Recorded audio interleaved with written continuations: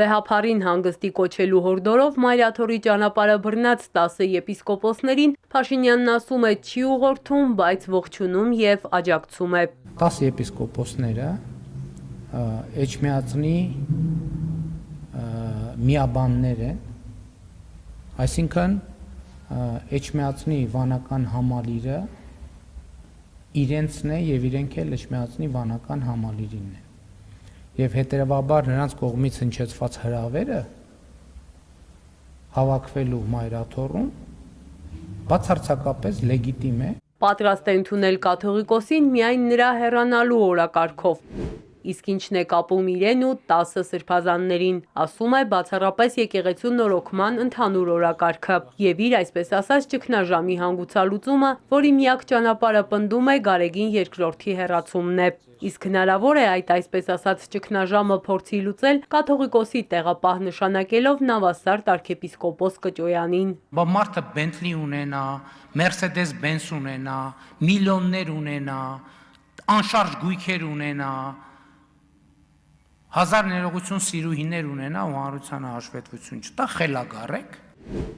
Տեղապահ կընտրվի ինչպես կարգն է, վստահեցնում է Փաշինյանը, կամ եպիսկոպոսների կամ ազգային եկեղեցական ժողովի կողմից։ Ես հերքում եմ ընդհանրապես, որ ես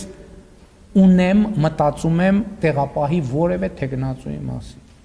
Ես հերքում եմ, որ ես նման հարց երբևէ որևէ մեկի հետ քննարկել։ Ինձ պետք չի կաթողիկոս, որ ենթարկվի ինձ պետք է կաթողիկոս, որ չի ենթարկվի օտարերկրյա հատուկ ծառայության ավագ լեյտենանտի եւ ամենօրյա ռեժիմով չզեկուցի օտարերկրյա հատուկ ծառայության լեյտենանտներին։ Այս հայտարարությունից շաբաթներ են անցել։ Ինչու իրավապահ համակարգը որևէ քայլ չի ձեռնարկել կամ եթե կա նման տեղեկություն, ինչու չկա հանցագործության մասին հաղորդում։ Փաշինյանը կրկնում է մեղադրանքը, հոգևոր առաջնորդը դրսից է ղեկավարվում, պնդում է դա տեսնելու համար քրեական գործեր պետք չեն։ Փաստաթղթեր են հրապարակվել, որ Կտրիչ Ներսյանի եղբայրը ԿԳԲ-ի գործակալ է եղել Խորհրդային Միության ժամանակ։ Ասում եք սկանդալ է պայթել, այդ սկանդալը ինչի չի պայթում։ Վերջը պարզել եք, այդ ճիշտ է, թե ճիշտ չի, փաստաթղթեր են հրապարակվել։ ԿԳԲ-ի գործակալ լինելու համար վարույթ չեն կարող հարուցել, որովհետև իրանք եղել են Խորհրդային Միության քաղաքացի։ Հիմա արդյոք օտարերկրյա հատուկ ծառայությունների հետ համագործակցություն կա։ Ուրեմն ամեն ինչ չի, որ քրեական գործի ռեժիմով է։ Ով է շահելու եկեղեցի պետություն հակասությունից, հետաքրքրվում են լրագրողները։ Հարցնում են այս փուլում գուցե ավելի կարևոր էր բարձրաձայնել Արցախի ժողովրդի իրավունքների, Ադրբեջանի կատարած էթնիկ զտման ու ցեղասպանության հարցը, իսկ ով է շահելու այս օրակարգից, ասում է Փաշինյանը, համոզված է վերադարձի օրակարգը բացելուց որևէ մեկը չի շահելու։ Դուք գիտեք ինչ եք ասում, ասում եք եկեք Ղարաբաղի ժողովրդին, հայ ժողովրդի մնացած մասերի նման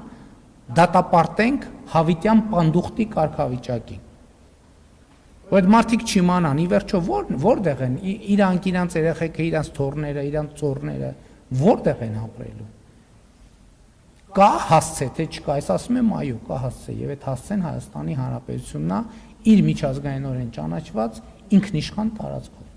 Մանավանդ, որ այդ ինքնիշխան տարածք արդեն առաջին գնացքն է ուղևորվում ադրբեջանական նավթամթերքով։ Խաղաղության արդյունքներն են, ասում է Փաշինյանը։